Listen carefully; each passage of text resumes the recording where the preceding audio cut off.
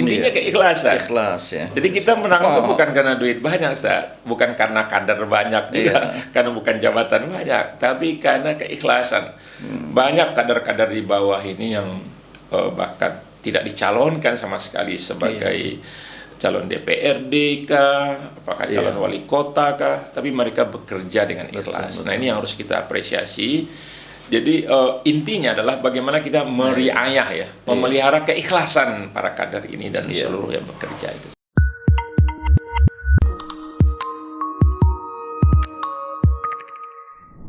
Assalamualaikum warahmatullahi wabarakatuh.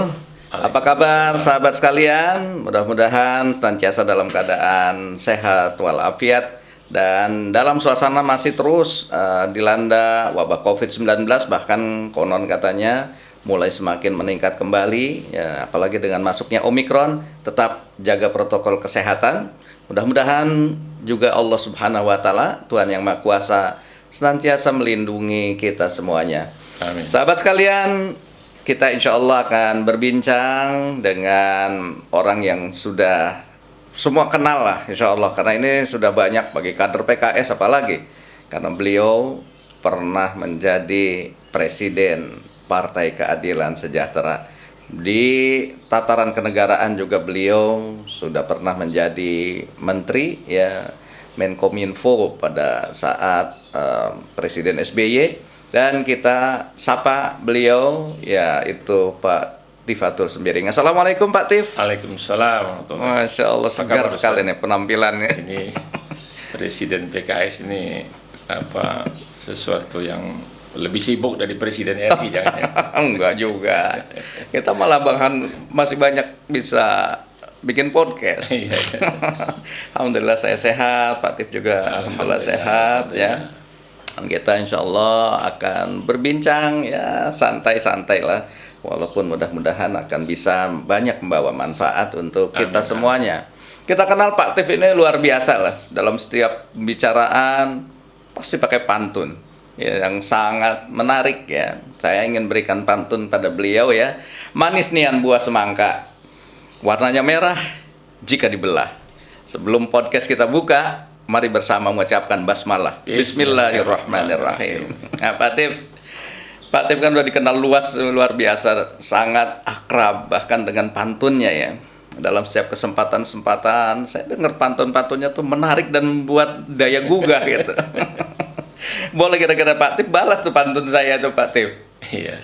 Kalau pernah ke Batu Raden, cakep. Ya, udaranya sejuk, curug menanti. Cakep. Kalau sudah mantan presiden, dilarang untuk saling mendahului. Tapi bismillah tadi perlu dijawab Ustaz ya. Iya. Setiap bunga widuri merekah, ya, terlihat cerah seluruh taman. Setiap kerja diawali bismillah, insya Allah dapat keberkahan. Amin, amin, amin. Ya mudah-mudahan insya Allah kita juga amin, walaupun ngobrol-ngobrol santai, mudah-mudahan tetap dalam suasana keberkahan dari Allah Subhanahu wa taala. Nah, sahabat-sahabat sekalian, tentu kita mengenal Pak Tif juga hari-hari ini sebagai anggota DPR RI, bahkan beliau sebagai ketua fraksi di MPR RI ya. Kesibukannya juga nggak kurang-kurang beliau ini ya. Nah, tapi dengan penampilannya masih fresh gitu, apa kira-kira kiat-kiat untuk menjaga kesehatan Pak Tif? Ya, sholat 5 waktu jangan tinggal. Insya Allah. Itu ya. Ya, insya Allah jaga kesehatan, olahraga kan. Bagaimana ulama menasihatkan seimbang lah Ustaz. Iya. Ya, antara jasad, ruhiyah sama fikriyah. Iya, iya. Ya, dakwah ini nggak usah terlalu stres-stres banget lah. Jalanin saja ya. Insya Allah Allah berikan petunjuk jalannya itu ya. Insya Allah, ya.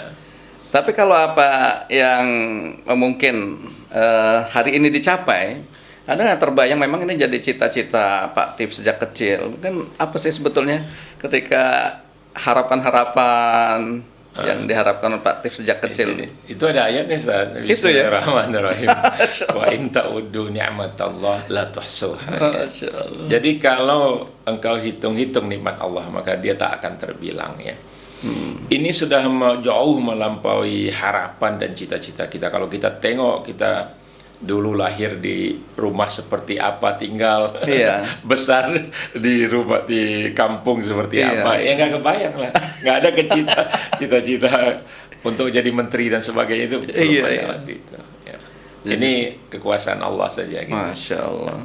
Dulu kecil di mana Pak Tif? Di Jakarta atau di Saya itu lahir di Bukit Tinggi, Ustaz. Bukit Tinggi? Bukit Tinggi itu di Sumatera Barat. Jadi kalau saya buka jendela kayu rumah saya itu, maka terbentang dua gunung. Sebelah kanan itulah Gunung Singgalang dan sebelah kiri adalah Gunung Merapi. Iya, iya. Memang Bukit Tinggi itu kota yang terletak di atas bukit. Gitu. Oh. Disitulah saya SD, disitulah saya SMP, dan kebetulan pada pada kelas 2 SMP itu usaha ayah tuh bangkrut gitu. Sehingga diputuskan kami sekeluarga pindah ke Sumatera Utara, kampung ayah ya. Ibu saya orang Bukit Tinggi. Nah, tiba-tiba tante saya panggil Mak Ngah ya, adik ibu itu, ibu susu saya umur Rodaah juga. Udah beliau ini kepala rumah bersalin Tanah Abang, beliau tuh bidan. Jakarta. Udah bawa ke sini aja. Nah, jadi saya diboyong ke sini istilahnya. Usia berapa tuh? Usia 14 tahun ya. 14 tahun. 14 tahun berpisah dengan orang tua, tinggal dengan ibu umur rodoai seperti ibu sendiri sudah. Kemudian saya masuk di SMP 40 Ustaz, di Pejompongan pagi itu. Kalau 70 siang itu. Dan selesai dari situ kata tantenya, udah Tif, kamu masuk STM aja biar cepat kerja. Masuk STM Pembangunan. 4 tahun di Rawamangun itu. Jurusan Elektronika Komunikasi. Tapi begitu dapat beasiswa, saya masuk lagi SMA siangnya, SMA swasta Guntur itu. Jadi saya ada 2 jasa, Masya Allah. STM ada, SMA ada. Nah, baru kuliah setelah itu. Luar biasa, pantas kemampuan ini teknokratik, karena memang udah biasa di STM dan juga skill ini. Termasuk berkelahi kan namanya STM. bukan. STM dulu kan ininya tawuran. Tawuran. Asal pulang, pasti ada tawuran. Tapi nggak seperti yang sekarang ya, kadang-kadang ngeri juga kalau sekarang bos sajam apa segala macam. Kalau dulu tangan kosong lah ya. Nah, Pak Tif kan waktu pendirian PK ya. Lalu pendirian PK itu juga Pak Tif ikut serta kan sebagai deklarator ya. Kemudian juga mungkin kita ada juga sebagian yang pendengar ini juga ingin mendengarkan sih semangat pendirian PK atau Partai Keadilan saat itu seperti apa Pak Tif? Ya sebetulnya ini kan Ustaz ya, kalau kita lihat sejarah Partai Keadilan ya, ini kan di luar ini kita ya, rencana kita. Memang dalam gerakan-gerakan kampus yang sebelum itu kita mendirikan adanya KAMI ya, Kesatuan Aksi Mahasiswa Muslim Indonesia. Memang di situ kita kumpulkan semua lembaga dakwah kampus, kemudian kita mengadakan rapat-rapat lah. Tidak terbayang Presiden Soeharto yang sudah berkuasa 32 tahun itu bisa jatuh gitu. Sampai terjadi kerusuhan Mei tahun 1998. Nah setelah itu maka sebetulnya dulu tidak ada PK itu, Ustaz. Rencananya nggak ada. Kita akan bentuk satu partai Islam. Nah, itu waktu itu diwadahi dalam kurang lebih mirip-mirip Masyumi. Nah, bahkan itu dikukuhkan dalam satu keputusan Kongres Umat Islam waktu itu. Di tahun 1998 pasca Presiden Soeharto dan rezim Orde Baru jatuh. Nah, kemudian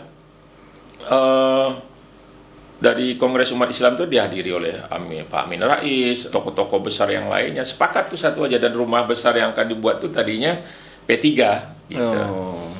Nah, tapi ini mungkin penyakit umat juga kali ya. Ada yang kebelet, ada yang pingin duluan gitu, ada yang nggak sependapat, karena ada juga di antara tokoh tuh nggak sependapat tentang bagaimana mensikapi Presiden Soeharto, mantan Presiden Soeharto. Tiba-tiba Gus Dur mendeklarasikan PKB, Amin Rais mendeklarasikan PAN. Nah, kita nih anak-anak yang semula mendukung beliau dalam reformasi, menyediakan masa. Kebetulan saya dulu korlap Ustaz. Jadi tahu betul tuh berapa masa harus ke Al-Azhar, berapa ke Sunda Kelapa gitu. Jadi bisa ngitung itu. Nah, jadi dari situ saya lihat dan teman-teman melihat, wah kalau begitu susah ini. Pak Amin juga udah kita ajak dialog panjang supaya membentuk partai Islam gitu, tapi secara diplomatis mereka menjawab ya. Beliau menjawab bahwa saya ingin seperti Pak Nasir sebagai seorang tukang kayu, di mana semua kayu itu terpakai gitu. Nah, jadi beliau mau membentuk partai nasionalis. Nah, itu kita hormati. Beliau membentuk PAN. Jadi kita ini udah belakangan. Partai Keadilan dulu namanya ya gitu. Jadi itu sejarah PK dan dideklarasikan di Al-Azhar. Ya, memang saya salah seorang dari 52 itu termasuk deklarator waktu itu, dan alhamdulillah dihadiri oleh kurang lebih 50.000 massa ya waktu 50.000 ya.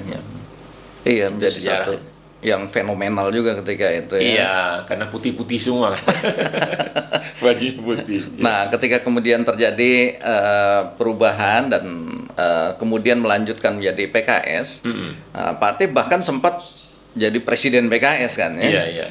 Luar biasa juga di masa kepemimpinan Pak Atif ini. Banyak terobosan-terobosan yang bisa sebetulnya itu kecelakaan PKS. Sejarah itu. Jadi, kenapa kecelakaan sejarah? Jadi gini, saya itu dulu kan koordinator wilayah Sumatera. Menangani 10 provinsi ya. Itu tahun 2004 ya. Karena kita sudah berubah nama. Tahun 2004 itu saya ingat bulan Oktober itu. Ternyata karena kesepakatan koalisi kita waktu itu dengan Pak SBY dan juga Pak Yusuf Kalla dan koalisi partai yang lain, kita berhasil mendapatkan ketua MPR waktu itu. Nah itu Pak Hidayat Nur Wahid, Dr. Hidayat Nur Wahid yang waktu itu sebagai presiden partai. Maka dicari-carilah gitu. Ya mungkin nggak nemu atau bagaimana, tiba-tiba saya dipanggil. Saya bilang, Allahumma'arham Ustaz Hilmi Aminuddin ya. Antum ini disepakati sebagai PJS waktu itu, PJS presiden. Saya bilang sebanyak ini dokter, masa saya yang dia ambil, saya gitu. Saya nggak bisa kerja apa-apa, saya bilang gitu. Kata Dr. Hidayat waktu itu menimpali, karena antum Sumatera cukup besar tuh hasilnya Atif, katanya gitu. Memang hampir 400 kursi kita dapat. Bahkan ada yang 500 suara kita dapat itu kursi DPRD. Nah, udah saya sebetulnya sangat tidak siap ya, karena saya ini apalah nggak bisa kerja apa-apa. Tapi kata Ustaz Ilmi, udahlah terima aja, ini kita kerja sama-sama bukan sendiri. Nah akhirnya ya dicobalah Ustaz. Nah itulah baru di situ saya rasakan rupanya jadi presiden partai itu nggak bisa istirahat ini dengan cepat. Jam 10 malam wartawan masih kejar kita Ustaz gitu. Jadi selama sepekan saya timbang berat badan itu turun 5 kilo Ustaz. Jadi saya anjurkan kalau ada yang pingin berat badan cepat turun ya jadi presiden PKS saja. Stres soalnya. Jadi itu ceritanya ya. Mulailah tahun 2004 dan 2005 kita akan mengadakan sidang majelis syuro dan kemudian saya dikukuhkan kembali menjadi presiden PKS ya.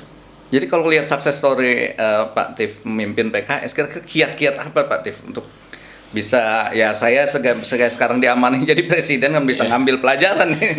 Ya sebetulnya ini kan bukan kerja sendiri ya. Tapi bagaimana kita kerja tim lah bersama. Saya tidak merasa dan tidak mengklaim bahwa ini kerja kita sendirian, tapi ini kerja kader yang luar biasa di bawah itu, keikhlasan itu. Memang kunci kemenangan itu sebenarnya keikhlasan. Masya Allah. Jadi dulu kan sahabat juga pernah bilang ke Rasulullah SAW, ya Rasulullah, sekiranya kita punya uang banyak, dakwah kita ini akan lancar, punya tokoh hebat, atau kita punya kedudukan lah di masyarakat Quraisy ini, kita akan hebat. Tapi kata turun ayat itu kan sebabun nuzul. Al-Kahfi 28 itu, bismillahirrahmanirrahim. Wasbir nafsaka malladzina yad'una rabbahum bil ghadati wal 'ashyi yuriduna wajha. Jadi bersabarlah kalian bersama orang-orang yang mendakwahkan atau berdoa kepada Arabnya untuk yuriduna wajah di pagi dan petang hari, saya mata-mata mengharapkan wajah Allah. Intinya keikhlasan. Ikhlas ya. Jadi kita menang itu bukan karena duit banyak, Ustaz. Bukan karena kader banyak juga, karena bukan jabatan banyak, tapi karena keikhlasan. Banyak kader-kader di bawah ini yang bahkan tidak dicalonkan sama sekali sebagai calon DPRD kah, apakah calon wali kota kah, tapi mereka bekerja dengan ikhlas. Nah, ini yang harus kita apresiasi. Jadi intinya adalah bagaimana kita meriayah ya, memelihara keikhlasan para kader ini dan seluruh yang bekerja itu. Iya, jadi keikhlasan ya kira itu kunci yang tadi disampaikan oleh Pak Tif ya. Pantas mungkin dengan keikhlasan itulah Allah memberikan pertolongan-pertolongannya. Wa man nasru illa min indillah. Begitu mungkin Pak Tif ya. Insyaallah ya. Nah, setelah selesai menjabat sebagai Presiden PKS, kemudian Pak Tif bahkan masuk ke dalam birokrasi nih ya. Beliau alhamdulillah sempat menjadi Menkominfo. Apa kira-kira pengalaman menjadi Menkominfo ini yang menarik Pak Tif buat kita nih?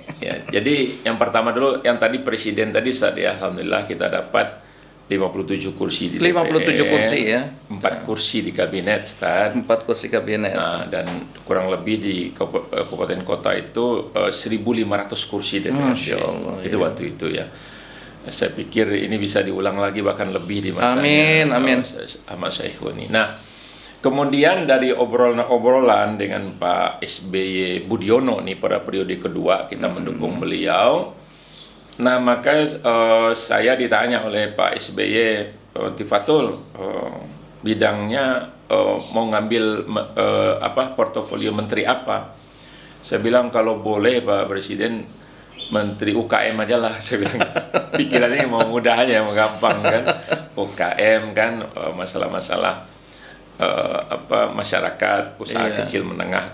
Oh itu nggak boleh, jangan diambil tuh populis, Pak Tif. Itu untuk Demokrat katanya. Nah, kalau bidang Tifatul khususnya apa? Saya IT Pak. Ya udah Menkominfo aja katanya gitu. Gitu kata beliau. Menkominfo aja gitu. Ya saya konsultasi ke Ustadz Ilmi sebagai ketua Majelis Syuro. Akhirnya disetujui ya dalam syuro kita itu. Dan kalau dia dilihat prestasi ya, ini sekali lagi saya tidak mengatakan ini prestasi pribadi saya ditunjuk sebagai menteri waktu itu. Akan tapi adalah prestasi seluruh karyawan Kementerian Kominfo ini. Termasuk teman-teman para ahli yang expert yang kita masukkan untuk memperbaiki ini. Ustaz, ada catatan dulu bahwa di masa Presiden Abdurrahman Wahid itu kementerian ini dibubarkan, Ustaz. Departemen Penerangan dibubarkan kan Departemen Sosial. Nah, ini orang-orang ini tidak tertangani dengan baik, tidak tersalurkan dengan baik. Jadi banyak orang merasa tidak diuwongke kan gitu. Banyak orang merasa yang terpinggirkan, termarginalkan. Mohon maaf, bahkan ada yang sakit jiwa, Ustaz, yang ngomong-ngomong sendiri, tapi dia masih masuk kantor. Mungkin dia dulu mau naik eselon berapa, mau dapat jabatan, tiba-tiba buyar gitu, tanpa ada penyaluran sama sekali. Jadi pertama yang saya bangkitkan dulu dengan teman-teman bekerja itu bagaimana bangkit semangat kerja itu. Jadi bangkitkan semangat kerja, ya alhamdulillah saya coba dulu meniru beberapa cara yang diterapkan oleh orang Jepang ya. Jadi kalau ada berhasil dikasihkan satu apresiasi sekecil apapun ya. Dalam Islam pun akan disebutkan malam yashkurin nas lam yashkurillah ya. Jadi siapa yang tidak berterima kasih kepada manusia, dia tidak bersyukur kepada Allah. Saya cobalah itu, bikin medali, ada emas, ada perak, ada perunggu, yang udah 20 tahun kasih bekerja, dapat emas, 15 dapat perak, 10 dapat perunggu, kasih piagam, ucapan terima kasih uang lah, nggak banyak, sejuta gitu. Tapi itu penghargaannya dia merasa, loh ini kok saya dianggap gitu loh. Mulai bangkit semangat, ada olahraga, masuk band-band, ada yang suka band, udah nyanyi lah, saya bilang gitu, saya dengarkan lah, gitu. Nah, mulai ada paduan suara, ya monggo, saya bilang silakan. Nah, dari situ alhamdulillah saat PNBP kita yang tadinya sekitar 7 triliun per tahun, itu di masa kami itu naik 15 triliun per tahun. Alhamdulillah. Jadi hampir 2 kali lipat. 15 triliun, Ustaz. Itu Kominfo ini yang dijual kan udara kosong. Ya, beda dengan SDM. Kalau SDM ini kan dia ada sumber dayanya, ada minyak, ada gas, ada batu bara, dan lain-lain, ada emas bahkan ya. Ini udara kosong kita kapling-kapling, kita sewakan, nggak kita jual gitu. Dapatlah. Terus misalnya kita alhamdulillah juga karena bekat kerja ada 33.000 karyawan saat termasuk TVRI, RRI itu kan kita bayar antara kan dari kita Dewas semuanya. Iya. Dan 73.000 desa alhamdulillah berbunyi, desa dering namanya. Desa jadi telepon coming to the village gitu. Jadi berhasil 73.000 desa waktu itu. Iya. Jadi setiap desa ada telepon. Itu luar biasa menggerakkan roda ekonomi. Setiap kecamatan ada internet. Itu 12.000 lebih termasuk plik dan emplik. Sayangnya itu di stop oleh Komisi 1 di moratorium gitu ya. Ya namanya melihat ini. Saya udah bilang ini bukan milik saya gitu ya. Nah, speed internet yang tadinya yang disebut dengan broadband itu di Indonesia 250 K. Itu udah broadband. Di masa kami itu kami tingkatkan menjadi 2 megabyte. Bahkan sebagian wilayah 8 megabyte. Dulu ya, jangan dibandingkan dengan sekarang. Waktu itu udah cepat sekali broadband kita. Nah, saking cepatnya orang banyak senang, saya iseng lah gitu bertanya di Twitter itu kan. Maksud saya itu begini, dengan high speed seperti ini, apa habit Anda gitu menggunakan internet cepat ini gitu. Tapi yang keluar kan begitu, internet cepat buat apa gitu. Payah nih Menkominfo nggak ngerti internet cepat untuk apa sampai sekarang gitu. Tapi ya saya anggap guyonan aja. Jadi kita berhasil, dan satelit Palapa dulu yang dijual bersama dengan penjualan Indosat di masa Menteri BUMN Laksamana Soekardi itu. Nah, itu kita tarik kembali dari Kitel. Orbit itu kita ambil dan kita serahkan ke BRI. Sampai sekarang ya BRI satu-satunya bank di dunia ini yang memiliki satelit. Karena dia diberi ini beban oleh pemerintah untuk melayani sampai kecamatan. Tapi dia harus sewa ke Telkomsel, dia harus sewa spektrum ke Indosat dengan harga yang selalu dinaikkan. Jadi keluhan-keluhan itu kita tampung, saya konsultasikan dengan Menko Polhukam waktu itu dengan Presiden, ya udah take over aja. Tapi saya tolong dibantu karena ini kan global company, mainannya kan lain. Alhamdulillah berhasil kita tarik waktu itu ya, kita berikan kepada BRI ya. Jadi dan banyaklah hal-hal yang lain, misalnya televisi dan sebagainya kita pindahkan ke digital. Cuman tarik menarik di industri ini kan ya masih sampai sekarang pun belum tuntas ya. Belum tuntas ya. Iya, Pak Atif mungkin sejak di Menkominfo itulah barangkali ya mulai berkenalan dengan Twitter Iya, sosmed ya. Sosmed ya.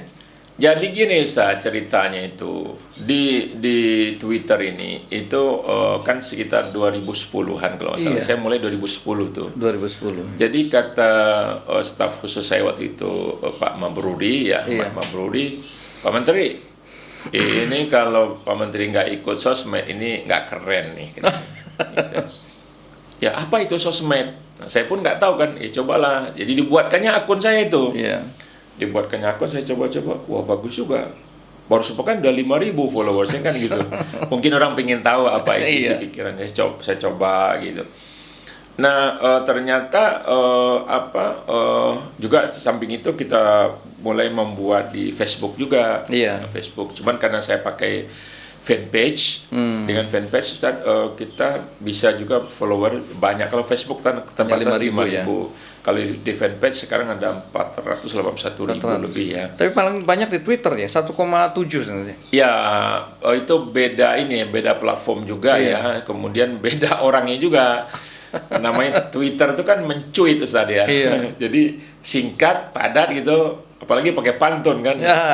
Pantun itu kan terasanya di sini gitu. Kalau nggak terasa di sini itu kurang enak. Nah, itu cuitan aja seperti tweet gitu. Nah, kalau Facebook ini memang agak beda. Dia lebih bersahabat.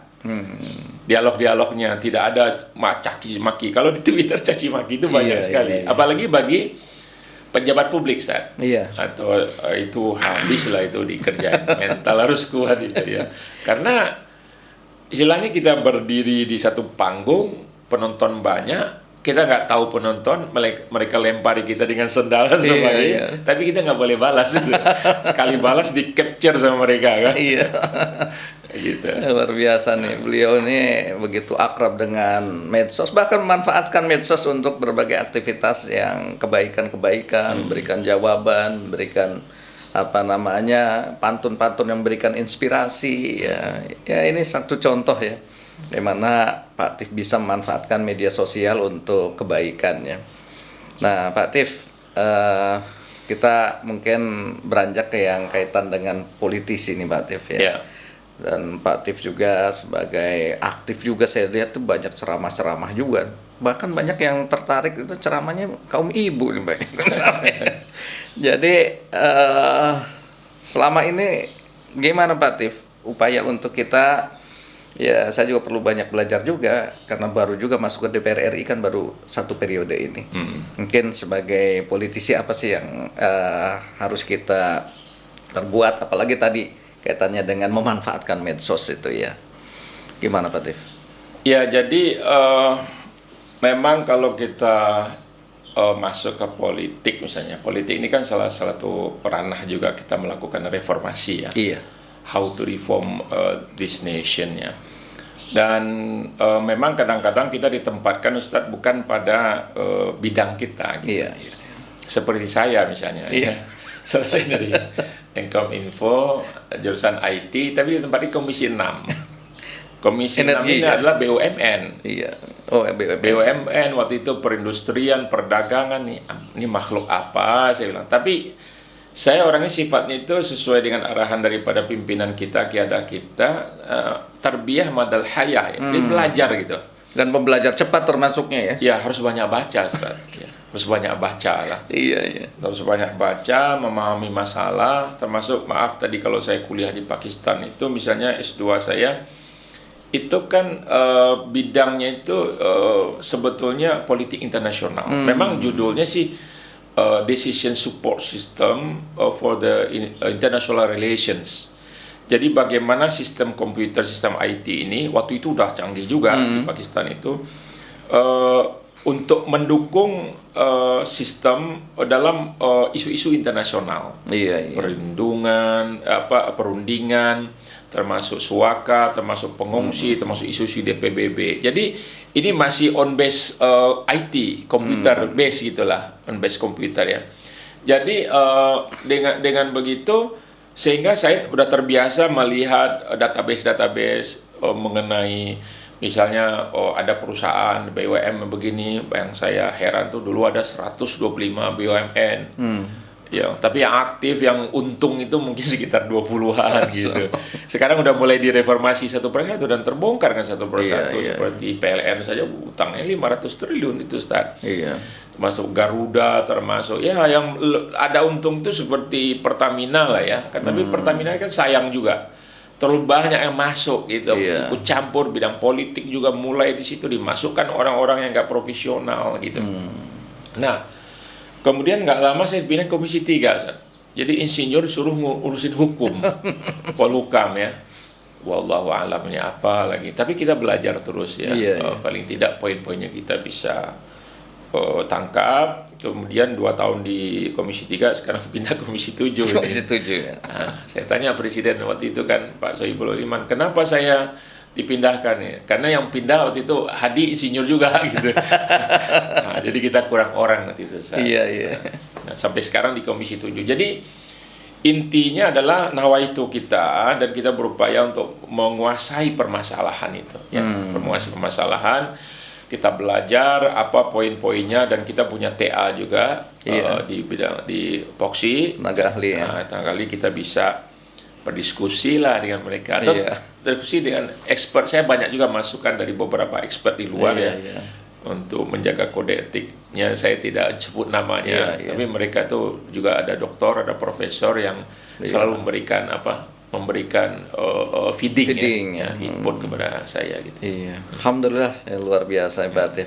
Pak Tif mungkin ini saya lihat Pak Tif ini dalam dakwahnya juga menghidupkan tradisi literasi ya. Saya lihat Pak Tif juga bawa buku yang perjalanan dakwah Pak Tif. Gimana itu bisa menghidupkan tradisi literasi begitu, Pak Tif? Ya, jadi begini, Ustaz. Salah satu kalau mau pingin banyak baca, Iya. itu menulis, Ustaz. Oh gitu. Karena nggak mungkin kita menulis nggak ada sumbernya gitu, Iya, nggak ada iya. referensinya. Ini hadiah buat Ustaz nanti. Masya Allah. Saya serahkan di sini ya. Oh, Jadi ini judulnya Ini apa, Sepanjang Jalan Dakwah, Ustaz. Nah, jadi jadi semua yang saya ceritakan tuh ada di sini. ada di tadi. sini. Ada di sini. Oh, ini.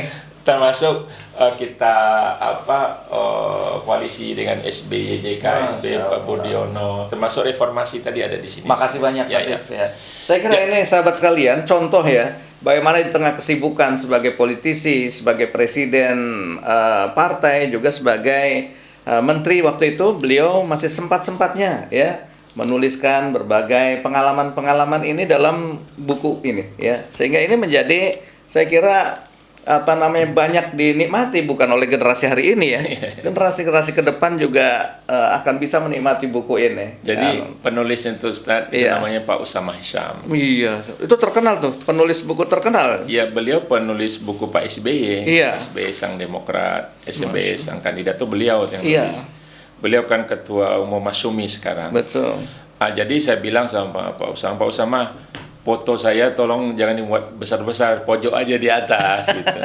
Dan jangan ditulis itu biografi Tifatul Sembiring. Jadi apa judulnya? Sepanjang Jalan Dakwah aja. Jadi kita bisa melihat nih, mana buku tulisan politisi dan mana buku tulisan akademisi. Iya. Biasanya kalau tulisan politisi ini Fotonya walaupun besar-besar bukunya kecil, ya? fotonya besar. Kalau akademisi tebal, tapi ini Pak Tif, perpaduan. Iya. Ada foto tapi nggak terlalu besar. Ininya bukunya juga tebal. Tebal, ya. Luar biasa. 633 atau 632 halaman. 633. Itu 2011 tadi diluncurkannya. Sekarang belum buat lagi Pak Tif. Ini dijual di Gramedia dulu Iya. di toko-toko buku, habis hampir 10.000 Masya eksemplar. Allah. Saya belum sempat lagi bisnis buku nih sekarang. Jadi Beliau dulu luar biasa Penerbit, bisnis bukunya ya, penerbit. jadi ini menulis juga, sebetulnya menulis itu hal yang mengasyikkan. Kalau ada Iya. ketenangan, kita harus tetap menulis sedikit apapun. Termasuk juga kalau kita membuat acara-acara, itu kan harus dibuat skenario-nya dulu. Iya. Kata-katanya, kutipan hadis dan sebagainya. Iya. Ya harus disiapkan kontennya. Ya. Iya ya. Mungkin Mbak Tif ada harapan untuk para generasi muda ke depan agar bisa sukses juga menyongsong masa depan mereka, Pak Tif. Ya. Apa kira-kira akan disampaikan Pak Tif? Ya, satu hal yang harus disadari kita semua adalah bahwa Indonesia ini negara besar saja. Iya. Jadi saya pernah diminta presentasi di Istanbul dulu, pertemuan Menkominfo seluruh dunia waktu itu ya. Mr. Sembiring, please explain us about the Indonesia at glance. Apa itu? Sekilas Indonesia itu apa itu? Jadi saya bilang Indonesia itu 17.508 pulau. Iya. Dan dia penduduknya 270 juta. Iya. Kemudian bahasanya lebih 800 bahasa, sukunya lebih 1.300, Iya. saya bilang itu. Kemudian jenis makanannya juga sangat banyak, beragam budaya dan seterusnya. Kalau kita urut satu persatu bisa ngeces kita tadi, mulai dari Aceh sampai Papua. Nah, jadi saya bilang ini sesuatu yang besar negara ini. Dan kita ini sebetulnya sangat bisa memenuhi kebutuhan kita secara mandiri. Nah, kemudian itu yang pertama, luas. Yang kedua adalah bahwa apa sebetulnya ancaman keamanan nasional kita ke depan ini, nasional security threat kita. Itu dari semua banyak informasi, semua diskusi, semua pendapat para pakar, itu adalah disintegration of nation, pecahnya NKRI ini. Oleh sebab itu ini harus kita cegah. Ya, ada yang lainnya, ada disintegration of nation, destroy of the rusaknya lingkungan hidup kita, kemudian ada internasional teroris atau apalah, jaringan-jaringan network inilah yang negatif ya. Jadi pertama persatuan. Kita tuh persatuan itu kalau kita baca pembukaan Undang-Undang Dasar 1945 ya. Itu dituliskan atas berkah rahmat Allah. Rahmat Allah yang Maha Kuasa. Iya. Itu yang menyebabkan kita bersatu dulu. Yang kedua adalah Pancasila. Ini adalah nasional konsensus nasional yang menyatukan kita nih selama sekian tahun. Gitu. Iya, iya. Nah, yang ketiga adalah upaya-upaya kita. Jadi saya himbau kepada seluruh generasi muda ini, jaga ini maksudnya kita. Persatuan dan kesatuan ini. Sebab tidak akan ada kebahagiaan setelah berpecah. Maaf ya, kalau saya singgung rumah tangga, apakah ada kebahagiaan setelah bercerai gitu? Nah, seperti itulah kurang lebih ya. Sekarang banyak itu ada ibu-ibu yang khawatir juga terjadi layangan putus. Layangan putus. Jadi ini rumah kita, mari kita bangun, dan orang Indonesia ini banyak yang cerdas-cerdas. Cuman karena di dalam negeri kurang mendapatkan kompensasi yang bagus, terjadilah brain drain itu ya. Brain drain itu adalah saluran atau kanal intelektual yang dimanfaatkan oleh negara-negara asing. Jadi expert kita, ahli kita tuh banyak keluar ya di Singapura. Ya alhamdulillah saya 4 kali duduk semeja begini dengan Lee Kuan Yew, Mr. Lee Kuan Yew dulu berdiskusi ya, walaupun dengan sekitar 7-8 orang. Saya bahkan membaca buku beliau itu How to Build a Nation ya, bagaimana membangun bangsa itu. Saya tanyakan bagaimana Anda bisa tercapai itu visinya ya, dari tahun di mereka kan belakangan itu merdekanya kita dari tahun 60-an itu kan. Nah, Singapura tuh sampai mencapai GNP tertinggi gitu di dunia ya, bahkan tahun 2005 itu the biggest investor untuk Indonesia itu adalah Singapura gitu. Jadi kita belajar dari situ bagaimana dia menyatukan bangsa ini, bagaimana dia menyatukan seluruh komponen yang juga beragam di situ. Semua bangsa Melayu ini ada di situ, Chinese juga ada di situ. Jadi ini yang perlu disadari oleh anak-anak muda ini, kita punya potensi SDM yang luar biasa. Tapi Lee Kuan Yew satu lagi mengambil putra-putra terbaik Indonesia, dibayar, Ustaz. Nah, itu salah satunya ketemu di NSC di Singapura sama saya. Saya bilang waktu saya masuk ke situ diundang sebagai menteri waktu itu, saya tanya pakai bahasa Inggris. Dia bilang, Pak Tif, kita bahasa Indonesia aja, saya orang Jakarta. Katanya. Jadi dia yang ngawasi satu National Security Act, alat-alat IT-nya itu, masuk petanya sebagai macam. Saya bilang, kenapa Anda kerja di sini? Ya, gajinya besar, Pak Tif. Nah, memang itu salah satu skenario-nya Singapura. Expert dia tahu bahwa nggak semua penduduk Singapura itu pintar, jadi diambillah otak-otak anak-anak kita ini. Nah, ini ternyata bukan di sini saja, di Eropa, di Amerika dan sebagainya kan banyak tuh. Seperti kita Habibie dulu, Pak Habibie, Profesor Allah meraham, menyekolahkan anak kita udah expert di bidang penerbangan misalnya, industri penerbangan, malah IPTN-nya dibuat kacau kan. Akhirnya mereka kerja di Boeing, kerja di Perancis, mereka malah bermanfaat bagi orang lain gitu. Di kita sendiri kurang diapresiasi. Jadi sekali lagi saya menghimbau bangun negara ini sedapat mungkin, optimalkan untuk maju. Memang kalau kita berorientasinya kepada gaji, kepada harta, ya ketenangan hidup barangkali di luar negeri lebih nyaman di Jerman atau di mana-mana. Tapi bangunlah bangsa ini yang kita cintai. Itu himbauan saya. Iya, makasih banyak Pak Tif, luar biasa ini pesan buat anak muda ya, bersatulah karena itu akan bisa menyongsong masa depan yang lebih baik dan persiapkan tadi dengan berbagai potensi-potensi untuk membangun negeri kita tercinta Indonesia. Terima kasih Pak Tif. Sama-sama. Ada barangkali mau sampaikan pantun terakhir? Pantun. Ini tadi kan dibukanya COVID masih merajalela dan meratulela kan. Iya. Jadi singkat aja Ustaz. Iya. Anak pipit berbulu coklat. Iya. Biar COVID tetap semangat. Mantap. Itu tetap semangat ya. Walaupun suasana masih COVID, tapi kita tetap semangat dengan menjaga terus protokol COVID-19. Saya kira inilah yang dapat kita simak dari obrolan kita hari ini yang begitu menarik dengan Pak Tifatul Sembiring. Terima kasih Pak Tif. Buah durian biji selasih. Cukup sekian. Terima kasih. Kurang lebih saya mohon maaf. Assalamualaikum warahmatullahi wabarakatuh.